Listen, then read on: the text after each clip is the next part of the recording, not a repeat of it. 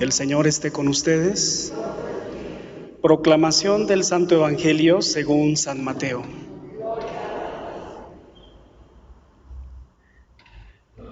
En aquel tiempo Jesús dijo a sus discípulos esta parábola: el reino de los cielos es semejante a aquellas 10 jóvenes que tomando sus lámparas salieron al encuentro del esposo. 5 de ellas eran descuidadas y 5 previsoras. Las descuidadas llevaron sus lámparas, pero no llevaron aceite para llenarlas de nuevo. Las previsoras, en cambio, llevaron cada una un frasco de aceite junto con su lámpara. Como el esposo tardaba, les entró el sueño a todas y se durmieron.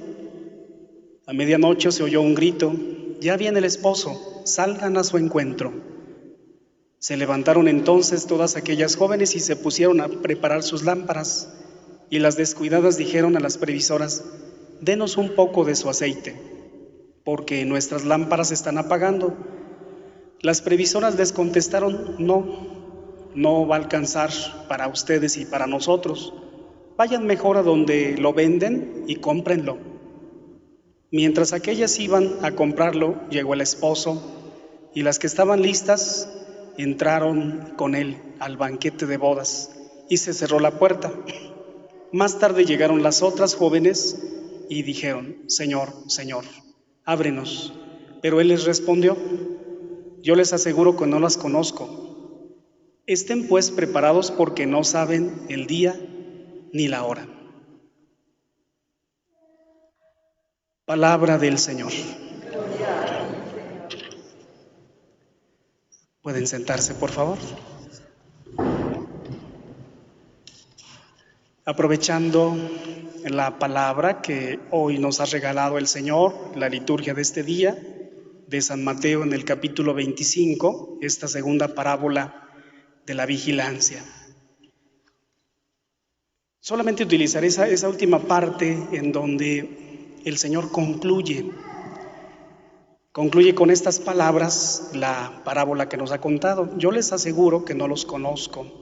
Estén pues preparados, porque no saben ni el día ni la hora. La vigilancia tiene que estar puesta en esta frase. No tenemos asegurada la vida, no sabemos cuándo tendremos que dar cuentas a Dios, y por tanto tendremos que estar vigilantes. Conectándolo con lo que hoy estamos celebrando en la Iglesia Universal, que aprovecho para saludar a los agustinos que viven en nuestra comunidad diocesana, con un templo hermosísimo, de mucha tradición, y a la parroquia que lleva este nombre. Yo creo que es de las únicas, es la única parroquia que lleva el nombre. Es una cuasi parroquia acá en Las Lomas. Es la cuasi parroquia, rectoría de San Agustín. Saludos al padre Salvador González. Hoy, con esta frase, San Agustín en sus confesiones nos revela una cosa. Él hablaba de su bautismo. Él no fue bautizado como pequeño, como muchos de nosotros lo hemos sido. Él le tocó bautizarse ya de grande, precisamente porque la idea era esa. Era, bueno, pues si el bautismo borra todos nuestros pecados, pues qué mejor que bautizarse ya después de haberle dado vuelo a la hilacha. Después de haber experimentado tantas cosas en la vida, después de haberse metido aquí, de haberse metido allá, experimentar esto, experimentar lo otro, equivocarse, por supuesto, entonces luego nos bautizamos y derechititito al cielo. ¡Qué padre! Pero San Agustín, por supuesto que esto le duele mucho. En sus confesiones, que es una de sus obras posteriores, nos cuentan lo desacertado que es esto. Agustín hoy nos lanza a meditar varias cosas. Como son tantas, yo solamente quisiera centrarme en una, que de igual manera, al igual que su propio bautismo, posteriormente le iluminó su mente, pero también junto con eso le dolió mucho el tiempo que había perdido. Fíjense que él, como es sabido, se enredó con muchos pensamientos mundanos, entre ellos uno muy concreto que se llamaba el pensamiento filosófico del maniqueísmo. ¿Recuerdan ustedes cómo por ahí en los tatuajes que vemos en las personas, en las imágenes, hay una imagen que nos llama mucho la atención y que incluso a lo mejor hasta nos gusta, pero no es muy correcto? Es una imagen de dos peces que se quieren encontrar, que están así como sobrepuestos, superpuestos. Esa es una imagen oriental, el yin y el yang, lo blanco, lo negro. El maniqueísmo, porque es todo un pensamiento filosófico que yo no podría explicar adecuadamente, de lo que hablaba el maniqueísmo es justamente eso, que hay un Dios de lo bueno, en donde aparece todo lo nuestro, todo lo espiritual, todo lo grande del ser humano, todo lo que alcanza, la belleza, la bondad, y un Dios del mal, el Dios de la oscuridad, a donde Él le atribuimos lo material, todo nuestro pecado, todo lo que nos arrastra a lo que no queremos, como nos dice San Pablo. Fíjense que San Agustín ayuda, no nos podemos detener en todo lo anterior, pero ayuda para que este pensamiento que posteriormente él supera, lo del maniqueísmo, pueda ser entendido desde la parte cristiana. Dice, no, imagínense si un católico, si un cristiano tiene pensamientos maniqueos, entonces va a decir, bueno, como hay dos dioses, uno el bueno y otro el malo, pues entonces lo que sucede en mí no es más que las fuerzas que están luchando en mi propia persona. Eso sería bastante cómodo, porque entonces de todo lo que yo hago de malo, yo no tengo la culpa, sino el Dios malo, que también existe, igual de fuerte que el Dios bueno. San Agustín, gracias a Dios, gracias a su pensamiento tan claro, después de haber superado su andanza por el propio maniqueísmo, nos ayuda con un pensamiento muy claro que hoy nosotros utilizamos mucho. Ustedes han escuchado del libre albedrío. Bueno, pues esta es la propuesta de San Agustín. Aunque no existen esos dos dioses, sino más bien esta es una parte de la existencia del ser humano. Aunque el mal efectivamente no es tan poderoso, más bien no es poderoso, sino también es una criatura. Y aunque existe en el ser humano esas dos vertientes, la forma como se resuelve esto, según San Agustín, es a través de tu libertad. Tú tienes la libertad para poder dar cauce a lo malo, o tú tienes la libertad que Dios te ha dado, y es uno de los regalos después de la vida tan maravillosos que el Señor nos ha regalado, la libertad. El libre albedrío, el libre arbitrio, como lo decía San Agustín, es la capacidad del ser humano de asentir en lo bueno y en lo malo.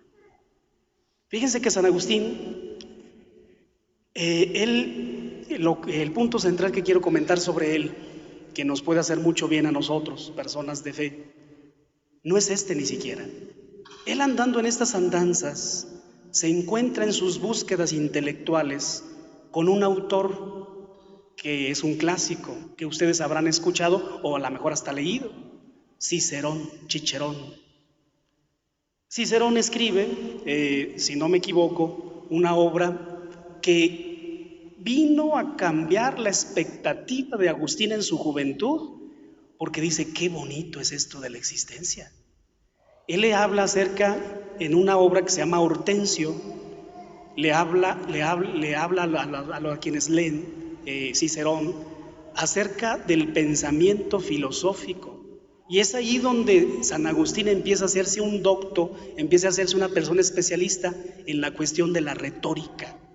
De tal manera que él trabajaba dando clases de retórica, ayudándole a los demás a organizar sus pensamientos, a buscar la organización de lo que tú dices para decirlo de la mejor manera. Pero sin embargo, aunque estaba altamente dotado en cuestión intelectual, no encontró él la solución a sus problemas existenciales en esta búsqueda. Cuando él se pone a leer de manera muy seria las Escrituras, todavía antes de su conversión, y este es el punto central que quiero compartir con ustedes, fíjense que se encuentra con un detalle muy importante. se encuentra con que después de haber leído a Cicerón y luego leer las Sagradas Escrituras, dice 1000 veces Cicerón. Mira nomás qué cosa tan espantosa, no está bien escrito, la traducción está muy mal, no tiene orden estos pensamientos. ¿Saben cuál es el problema? ¿Saben cuál fue el problema ahí? No es que la Sagrada Escritura estuviera mal. La traducción que se había hecho de la Sagrada Escritura en ese momento estaba tan espantosa que una persona medianamente instruida entonces se decepcionaba de la palabra. Eso le ayudó, eso le motivó cuando se encuentra posteriormente con otro gran santo que se llama Ambrosio, que de él lo cautiva su elocuencia y posteriormente sus contenidos. Él descubre que, en primer lugar, descubre que la palabra de Dios, a diferencia de cualquier otra filosofía, necesita de interpretación. Primer punto, primera enseñanza. Cuando San Agustín se encuentra con otro gran santo que se llama Jerónimo, al que hemos festejado en otros momentos, el gran San Jerónimo, el patrono de los exégetas bíblicos, entonces ellos empiezan a platicar y por mediación de otro gran santo, que en ese entonces no eran santo ninguno, que era el Papa San Gregorio Magno, le piden: oye Papa, vamos haciendo algo serio en cuestión de la palabra.